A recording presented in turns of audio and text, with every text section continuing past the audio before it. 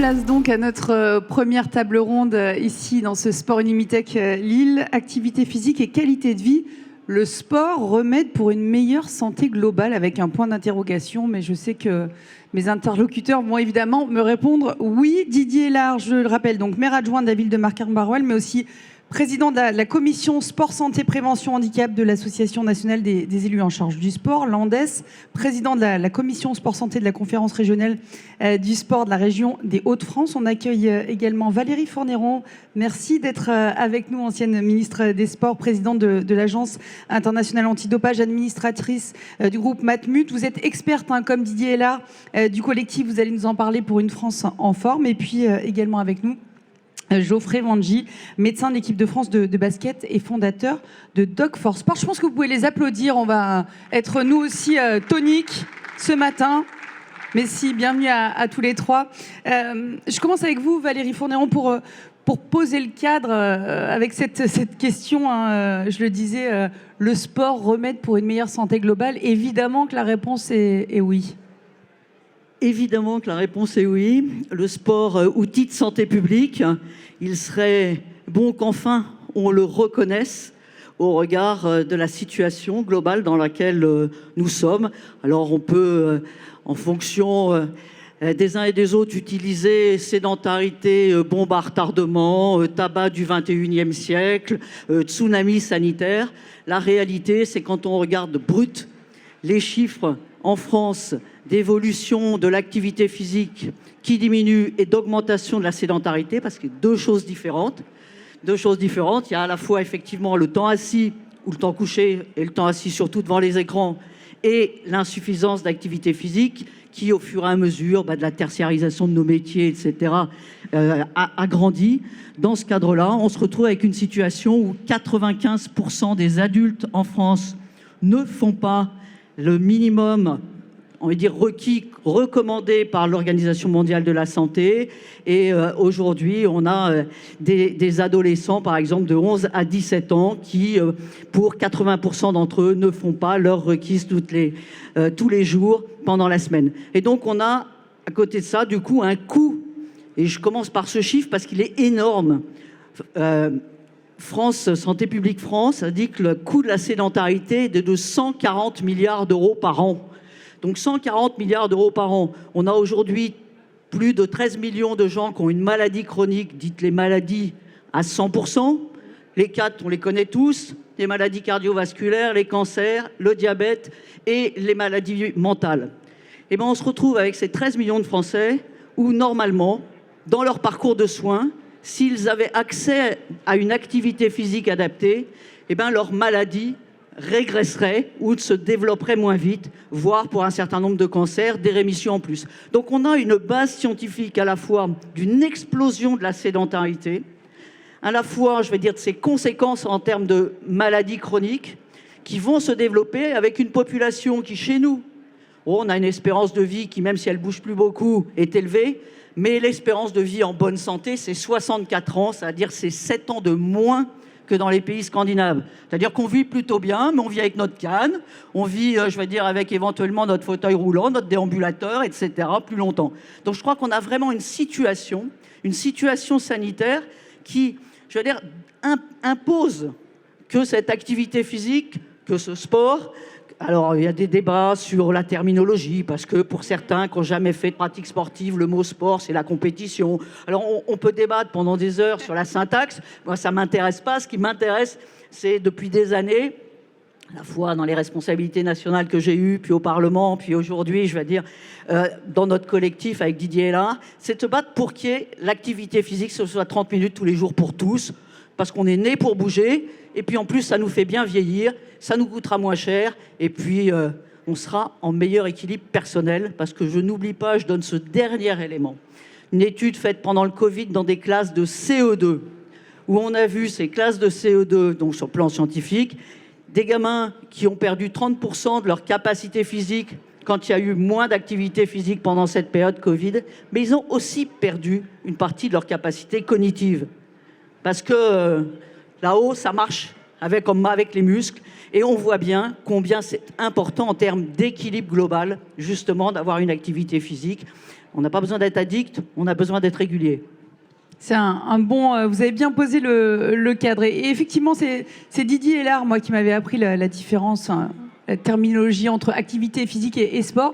Et c'est vrai que c'est pas inintéressant quand on s'adresse à certaines populations d'utiliser le mot activité physique. Ça fait un petit peu moins peur à ceux qui n'ont jamais fait de sport. Valérie Fourniron, vous avez porté la loi sport sur ordonnance en 2015. Qui permet, on en parle souvent aux médecins de prescrire du sport comme traitement. On en est où? Quels progrès ont été faits depuis? Je sais pas, j'en vois mes voisins qui sourient. Et je pense que là, dans la salle aussi, je vois des sourires.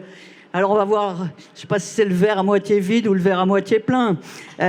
Déjà, il faut se dire quand même que pour faire inscrire la prescription de sport, donc sur ordonnance pour les maladies chroniques, dans la loi donc, de modernisation de la santé en 2016, la première étape, je l'avais passée en Conseil des ministres en 2012.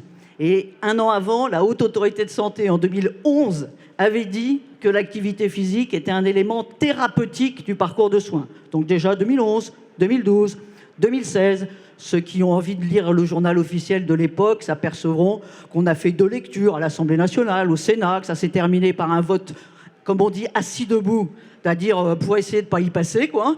Et finalement, on a réussi une nuit un peu tard à rassembler sur tous les bancs pour que ça passe. Enfin bon, ça avait été quand même une bataille où moi j'ai entendu mais Madame Fourniron, vous allez quand même pas leur donner un ballon aux malades. Enfin, c'était de ce type de réflexion. Donc à partir de là, il y a quand même, du coup, eu un certain nombre d'avancées. Un certain nombre d'avancées parce que, justement, il y a eu des décrets derrière pour l'appliquer. Il y a eu la mise en place à la fois d'une première prise en charge de la consultation pour évaluer chez un malade la possibilité d'activité physique. Ça avance tout doucement. On espérait que dans le projet de loi de finances de cette année, donc pour 2024, il était évoqué que pour le cancer et le diabète, on aurait une prise en charge de soins, c'est-à-dire des séances d'activité physique adaptées. Pour l'instant, c'est toujours pas le cas. Et c'est surtout, c'est pas le cas dans un cadre national. Parce que ce qui est important, c'est qu'il puisse pas y avoir une vraie inégalité en fonction, je vais dire, de là où on se trouve, en fonction de sa maladie, alors que tout le monde devrait pouvoir avoir accès à ce traitement. Ce qui est déjà un petit peu le cas, Valérie Fourniron, parce que j'ai entendu que, par exemple, dans un département comme le 92, qui a pas mal d'argent, on rembourse certaines choses qui ne sont pas remboursées ailleurs. Donc, c'est déjà un petit peu le cas. Hein. Mais c'est un petit peu le cas, et en plus parce qu'on a laissé les agences régionales de santé, les directions jeunesse et sport, je veux dire, à un moment donné, à soutenir un projet, à un autre moment donné, à pas le soutenir. Ce qui fait qu'on se retrouve dans un cadre où certains peuvent en bénéficier parce que leur commune s'est investie, parce que leur département, leur région, etc., s'est investi, et dans d'autres secteurs. Et à un moment donné, il faut qu'on puisse inscrire un schéma qui est un schéma national, avec un socle, comme on dit, de sécurité sociale. Et il y a beaucoup de complémentaires santé qui ne sont pas folles. Hein. Moi, je vois bien, hein, je suis à la Matmut, je vois bien. Je veux dire, elles ne sont pas folles. Elles voient les économies qu'elles vont faire derrière. Et donc, mais il faut qu'il y ait un socle collectif, et puis ensuite qu'il y ait une complémentaire qui puisse effectivement dire, ben moi, comme pour toute autre pathologie, le fait qu'on ne soit pas dans ce schéma-là, c'est simplement la traduction qu'on n'y croit pas, que ce n'est pas pris au sérieux. On va prendre en charge des nouvelles molécules qui coûtent très cher, de la radiothérapie, etc. Mais le sport, ce n'est pas sérieux. Donc, malgré l'ensemble des études scientifiques, et on en fait et des études scientifiques, en plus médico-économiques, qui vous montre l'économie qu'on fait à l'arrivée. Oui, alors vous l'avez forcément, dites-nous le chiffre, parce que moi je le trouve passionnant. L'argent qu'on investit, ce qu'il donne, c'est quoi? C'est 1 euro investi 1,7. Ouais, c'est ça. Hein. Voilà. Redites-le bien fort, c'est incroyable. C'est 1 pour 1,7 euros. Voilà. Hein, ça, c'est 1 le euro CDE. investi dans le sport santé, c'est 1,7 euros d'économiser.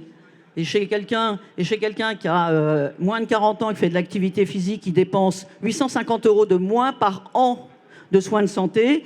Et s'il continue son activité physique à 70 ans, c'est 23 000 euros de différence entre un patient qui est sédentaire et un patient qui est actif. Non, mais enfin, le problème, bon, et je me tape dessus en même temps, c'est la pas la même temporisation, pas la même temporalité, pardon, entre les politiques publiques et les politiques de prévention. Et évidemment, les politiques publiques, il faut le résultat tout de suite, il faut l'élection tout de suite, il faut le truc qui se termine tout de suite, etc. Je le sais bien. Et il faut que ça se voit tout de suite. Et ces politiques-là s'inscrivent dans la durée. Et donc, on a beaucoup de mal en France à inscrire dans la durée la place de l'activité physique dans les parcours de soins. C'est pas sérieux.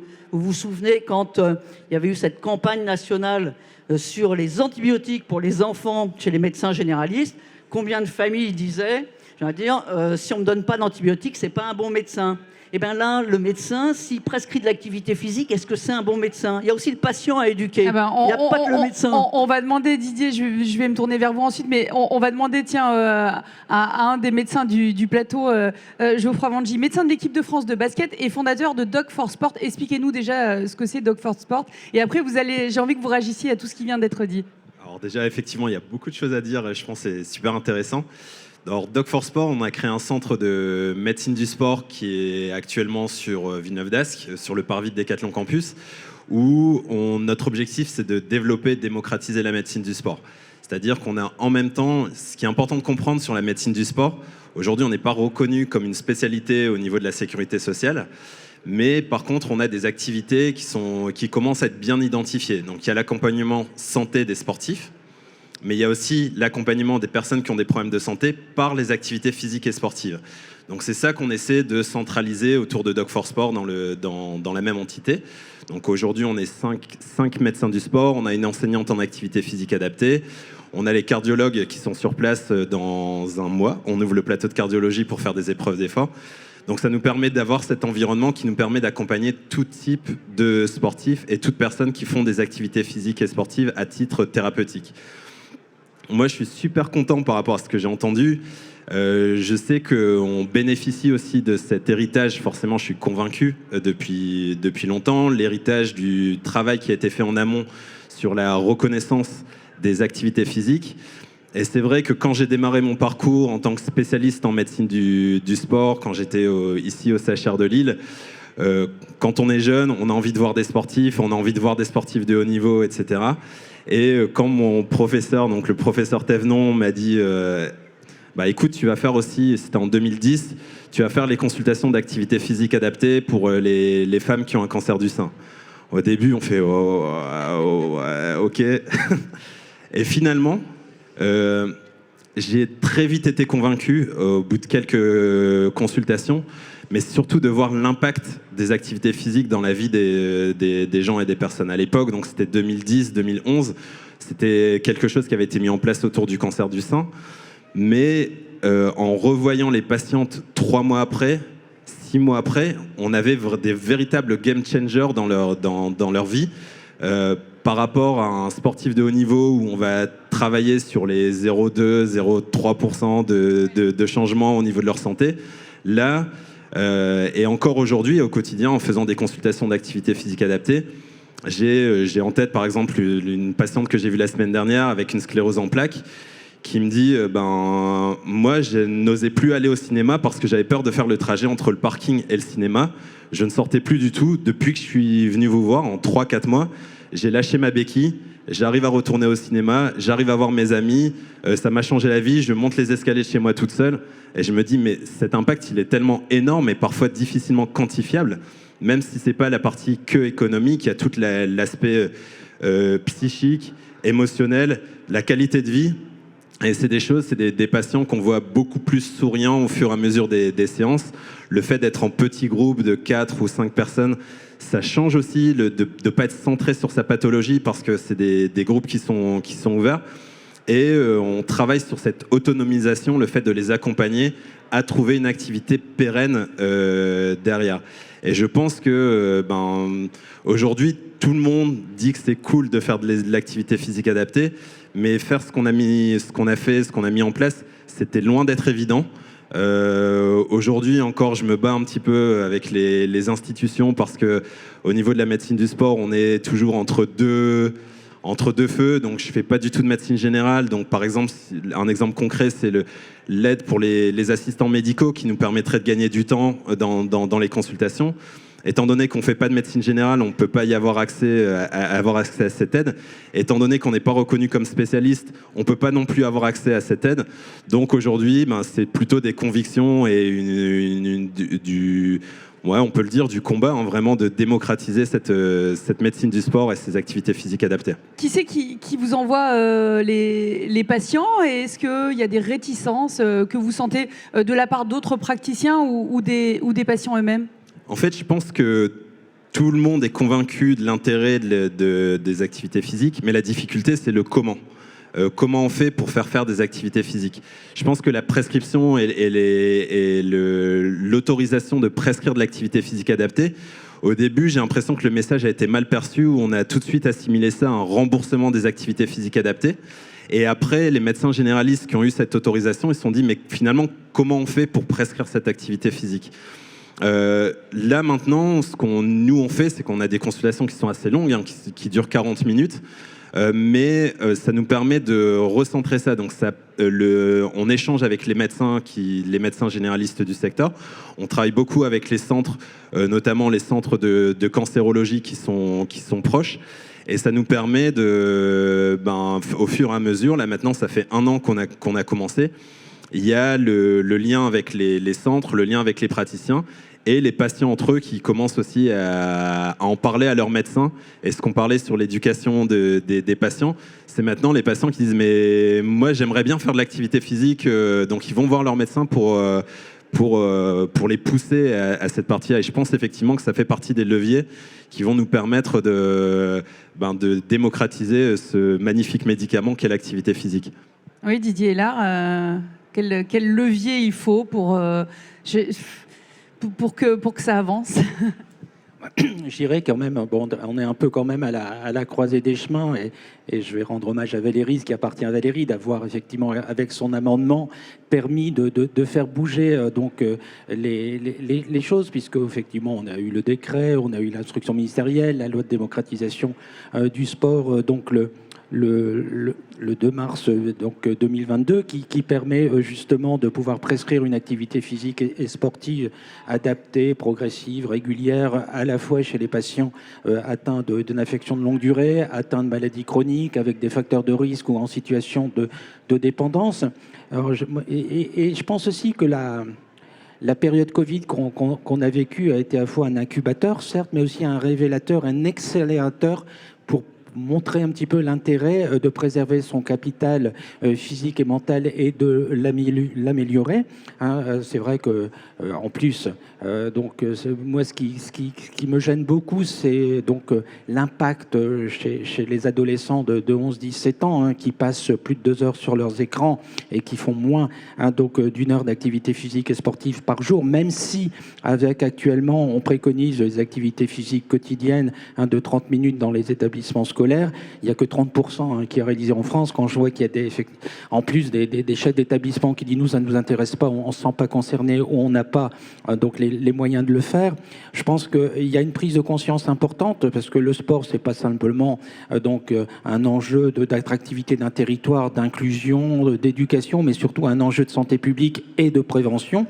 Et c'est vrai qu'avec le sens de l'émission Delandre, on a été 10 experts officiels travaillant de concert avec le ministère des Sports et travaillant également avec le ministère de la Santé et de la Prévention. C'était beaucoup plus facile du temps de François Braun. C'est un peu plus compliqué actuellement depuis le remaniement ministériel. On a fait un certain nombre de propositions, d'une part pour la prise en charge des affections de longue durée, maladies chroniques, pouvoir le remboursement l'activité physique et sportive adaptée. C'est vraiment le cheval de bataille. C'est le socle. Également la prise en charge. Il y a des inégalités territoriales sur les maisons sport santé, 573 maisons de sport santé, et avec un décret d'habilitation avec un cahier des charges extrêmement dur, on a une 30% environ des maisons sport santé qui vont plus pouvoir persister sur les territoires. Alors c'est vrai qu'il y a les collectivités locales. La ville de Marcq, on est pionnière sur la métropole européenne de Lille pour pouvoir mettre en place des dispositifs sport santé à la fois dans le cadre de la prévention primaire et sport santé sur ordonnance. Les leviers, c'est ce qu'on a souhaité également, c'est qu'il y ait donc une reconnaissance par les médecins, la prescription, parce qu'il y a un défaut de formation, un défaut d'information également un remboursement par la sécurité sociale. Moi, je préconise de manière régulière, et c'est inscrit dans les recommandations qu'on a prévues, que ce soit dans les donc rémunérations sur objectif de santé publique, qu'on puisse avoir, donc le médecin puisse être rémunéré de son activité. Donc mes collègues médecins, je sais qu'ils prescrivent pas beaucoup parce qu'il y a un problème de disponibilité également, et ces ROPS permettront d'avoir un registre en fin d'année sur ce qui a été prescrit à la fois pour les différentes tranches d'âge. Mais là, la bombe à retardement, elle est là. Il y a une addiction donc à la chaise. Il y a une addiction également donc au fait que l'absence, l'inactivité physique et sportive, c'est la première cause de mortalité évitable en France. C'est la 3e cause de mortalité dans le monde. Et si on prescrit, donc Valérie l'a dit, ça permet une économie substantielle pour la sécurité sociale, 140 milliards. Et si on augmente son activité physique pour les patients de 10%, on peut avoir chaque année une économie pour la sécurité sociale de 600 millions d'euros. Donc la bombe à retardement, elle est surtout chez les jeunes. Et les jeunes, ils préparent à 15 ans leur infarctus du myocarde à 30 ans. Quand j'étais interne en médecine, je me souviens, l'infarctus du myocarde, c'était à partir de 50 ans. Maintenant, c'est 30 ans. Donc, vous vous rendez compte, on a une génération qui va être sacrifiée. Donc, l'enjeu, c'est de pouvoir donc se mobiliser, avoir une France en mouvement, une France qui bouge, et ça sera donc l'intérêt des Jeux Olympiques et Paralympiques 2024. Grande cause nationale, c'était au départ le sport, et le président de la République a accepté que ça soit le sport santé, grande cause nationale 2024. Et c'est pour ça qu'avec Valérie, dans notre collectif, on milite pour une activité physique et sportive, à la fois chez les personnes atteintes de maladies chroniques, d'affections de longue durée, mais surtout chez les jeunes générations. Oui, et d'ailleurs, quand on aura terminé cette table ronde, vous vous lèverez tous et on s'activera un petit peu, parce qu'on parle de tout ça en étant assis, là ça va pas du tout. Mais excusez-nous, on est un peu feignant, on a la flemme de parler debout. Promis, on se lève après. Oui, Didier m'a fait une passe décisive. Valérie, à l'approche des Jeux Olympiques et Paralympiques de Paris, on a forcément des attentes en termes de promotion du sport. On en est où ? Oui, parce que d'emblée, dans le dossier de candidature de Paris 2024, Jeux Olympiques et Paralympiques, il y avait cette notion de laisser un héritage à la nation. Et l'héritage à la nation, on ne peut pas simplement, même si c'est important, être des médailles ou être, je vais dire, de nouveaux logements à la place du village olympique ou une piscine de 50 mètres en Île-de-France qu'on n'avait pas. Il faut qu'il y ait vraiment, dans le contexte surtout de notre sédentarité qu'on a rappelé, qu'il puisse y avoir un héritage santé pour donc qu'on soit à la sortie une nation plus sportive ou moins sédentaire. Ça dépend, le verre à moitié vide ou à moitié plein. Donc il y a vraiment cette volonté, et dans ce cadre-là, il y a cette décision donc de grande cause nationale en 2024 de développement de l'activité physique et sportive, de promotion du sport santé. Il y a des tas d'initiatives qui vont être présentées au Congrès des maires à la fin du mois de novembre pour que, je veux dire, il y ait effectivement une mobilisation sur tous les territoires pour que cette dimension sport-santé puisse, je veux dire, vraiment impacter nos vies, c'est-à-dire qu'on passe de cette notion qui est 90% des Français disent « Ah oui, le sport c'est bon pour la santé ». Mais 90% des Français n'ont pas conscience du danger de ne pas en faire. Et c'est là-dessus qu'il faut qu'on soit inspirant, qu'il faut qu'on soit positif, il faut que nos messages, je vais dire, soient pas simplement des messages effectivement négatifs. Vous êtes sédentaire, vous êtes trop gros, vous êtes ceci, vous êtes cela. Et donc aujourd'hui, il faut qu'on puisse, à cette occasion, inverser complètement et donc avoir des bras de levier que l'on sait avoir au niveau effectivement des plus jeunes, d'éducation, qu'il s'agisse des premières mesures qui ont été prises, des 30 minutes à l'école primaire, qu'il s'agisse des mesures d'évaluation de la condition physique, tout ça pour peu que ça soit réalisé, pas simplement... Oui, parce que cette histoire de 30 minutes à l'école, je sais pas, mais à chaque fois qu'on en parle, j'ai l'impression que c'est un peu... c'est aujourd'hui pas du tout dans 100% des écoles primaires. Tous ceux qui ont des enfants savent que c'est plus ou moins impliqué. Voilà, et quand on passe à l'université, c'est bien pire. Aujourd'hui, dans les EHPAD, dans les centres médico-sociaux, dans les IME... Enfin, je veux dire, on a besoin d'avoir cette stratégie. On est né pour bouger. Voilà. Et donc, moi, je bouge sur ma chaise quand même, comme vous voyez. On est né pour bouger.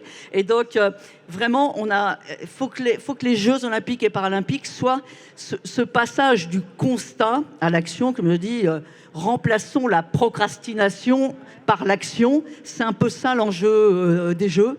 Et c'est là-dessus qu'on se bat avec le collectif et avec d'autres, pour qu'il y ait vraiment un héritage qui soit beaucoup plus palpable, qui soit beaucoup plus imprégné dans notre société. Et on construit ces outils-là, qu'il s'agisse de l'éducation, qu'il s'agisse des personnes âgées, qu'il s'agisse de la maladie, qu'il s'agisse aujourd'hui des clubs sportifs que je ne veux pas oublier. Le monde du sport a complètement fait son évolution avec des sections sport-santé, avec une organisation des plannings dans les clubs sportifs qui, il y a quelques années, pas si vieilles, était vraiment tout le temps tournée vers la performance. Et je ne renie pas la performance, j'ai fait des années avec le haut niveau comme Toubib. Mais on a dans les clubs sportifs maintenant des créneaux avec des accompagnements sur le sport-santé. Et quand on sort de la structure de Geoffroy, quand on sort de sa structure avec un peu plus le moral, un peu plus de souplesse, un peu plus de confiance, et qu'on peut aller dans le droit commun, comme on dit dans un club sportif, on a tout gagné. On a tout gagné. Donc c'est vraiment cette continuité, mais c'est infuser de l'activité physique dans notre quotidien. J'allais vous dire, c'est un peu la question que je vais vous poser à tous les trois. Comment on fait bouger les gens? Quels conseils on donne pour que... Alors, il y a quelque chose que je trouvais intéressant dans ce que vous avez dit tout à l'heure, Valérie, c'est on peut faire 2 heures de sport par jour, mais être sédentaire si on reste assis pendant 12 heures. C'est une notion que j'avais pas forcément en tête. Ça suffit pas de faire du sport. Oui, ça veut dire que dans le quotidien, il faut s'activer. Ça veut dire qu'effectivement, on va descendre du métro, du tram, etc., une station avant. Ça veut dire qu'on va aller chercher son pain à pied.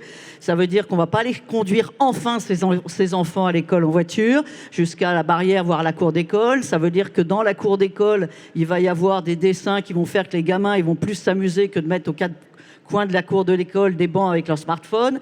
Ça veut dire que dans les sentiers de la ville, on va s'organiser pour qu'il y ait des voies vertes, etc. C'est vraiment un quotidien qui bascule. Des référents dans les établissements médico-sociaux, EHPAD, Institut pour personnes handicapées, etc. C'est vraiment cette notion de c'est sérieux l'activité physique dans l'équilibre de chacun et dans la prévention pour l'ensemble de la nation. C'est vraiment une politique de santé publique. Il faut se permettre que ce sérieux-là, un jour, il émerge et qu'il ne soit pas simplement le loisir de quelques-uns qu'on voit à la télé, quoi.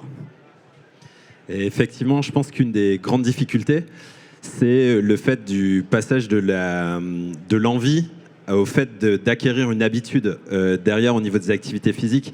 Et ça, on sait qu'il y a des étapes assez clés. À partir du moment où on pérennise une activité au-delà de 3 mois, on a plus de chances d'en créer une habitude derrière. Et ça, c'est un petit peu une des clés de voûte. Et moi, en tout cas, j'ai cette idée et cette image que le sport de haut niveau peut nous permettre de donner envie, de motiver au moins de commencer une activité. Après, on ne s'identifie pas forcément des sportifs de haut niveau, mais on s'identifie à la partie émotionnelle du sport de haut niveau. Donc quand on ramène des médailles aux Jeux Olympiques, quand on ramène à chaque fois, il y a toujours un impact sur dans le tissu associatif, sur les inscriptions dans les fédérations. Je pense que c'est le rêve, l'envie de voir des sportifs de haut niveau grandir. Et je crois beaucoup sur le fait de faire un lien entre les sportifs de haut niveau et les activités physiques adaptées, parce qu'il y a quelque chose qui doit ruisseler dans tout ça, autour de la santé, autour de la conviction.